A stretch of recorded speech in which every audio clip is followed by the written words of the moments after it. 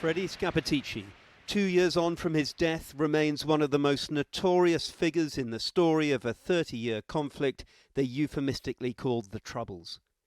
Widely known to be the man codenamed Stakeknife, he was the ruthless IRA enforcer who for years worked secretly for the British state. A state still to this day refusing to formally name Scappaticci as Stakeknife, despite, as we heard again today, the litany of his crimes conducted under their watch. Stakeknife was an important source of intelligence, but he was also involved in the most serious and inexcusable criminality whilst operating as an agent, including murders. John Boucher led on the initial phase of this 9-year investigation before becoming the police chief in Northern Ireland. Stakeknife's activity resulted in more lives being lost than were saved. Even if that had not been the case, the morality and legality of agents doing such harm as torture and murder with the knowledge and protection of the state would be unacceptable today and should have been then. A prominent figure within the Republican movement, inside the IRA, Scappaticci was a senior figure in their internal security unit, the unit which abducted, tortured and killed suspected informants. We heard more today of his secret recruitment in the late 70s by a British Army unit, their base known as the Rat Hole. There were covert meetings with Stakeknife nearly every week.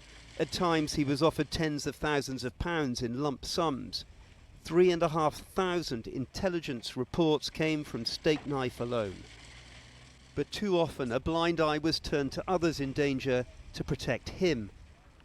The Canova investigation has demonstrated that murders that could and should have been prevented were allowed to take place, and those responsible were not brought to justice. Instead, they were left free to kill again.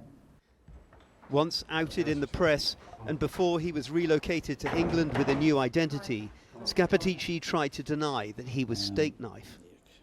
I'm telling you, I'm not guilty of any of these allegations. The UK government still refuses to formally identify Stakeknife. The behaviour described of the alleged agent and their role in the provisional IRA is deeply disturbing. The Northern Ireland Secretary today cited ongoing court proceedings around the government's neither confirm nor deny policy on agents' identities. The government's first duty is, of course, to protect national security, and identifying agents risks jeopardising this. Yet John Boucher takes a very different view. I believe the government's refusal to allow this is untenable and bordering on farce. Boucher also weighed in on MI5, castigating its delayed disclosure of evidence for which MI5 today apologised. Evidence which now reveals MI5 involved at the very outset with Stakeknife, aware of his involvement in abductions and torture of suspected agents who were then murdered. Listening in today, Moira Todd, whose brother Eugene Simons was killed in 1981. It's 45 years ago, almost to the day, since my brother was taken and tortured by Stakeknife. He was murdered thereafter. The authorities had all the details and did nothing. And 45 years on, I'm sitting here really none the wiser, and all I'm hearing is about the truth being suppressed and the government avoiding accountability, and it's just totally frustrating. Northern Ireland is still grappling with the vast wounds of its recent past, where a man as brutal as Scappaticci, Stakeknife, could be fated in secret by two warring factions and die in the knowledge he was still being protected. And so ends a £40 million investigation. And it's worth reminding ourselves that there is now little chance of justice for the families and victims in all of this. Scappaticci is dead. So too, it appears, any possibility of prosecutions for those directly involved or for any of those who handled him. There was acknowledgement from the inquiry today about the role of the security services in Northern Ireland, but their assessment was utterly scathing of Stakeknife, the level of his criminality and what he was and how he was protected. It was really quite remarkable to hear a serving chief constable be so critical of the state's actions then and now.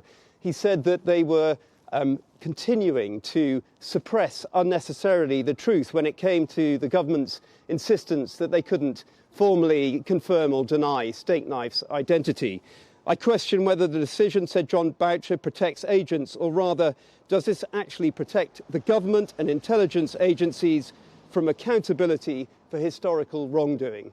The story of Freddie Scappaticci is one which is full of deeply uncomfortable truths for the IRA and the British government and its many security agencies, even more so after today.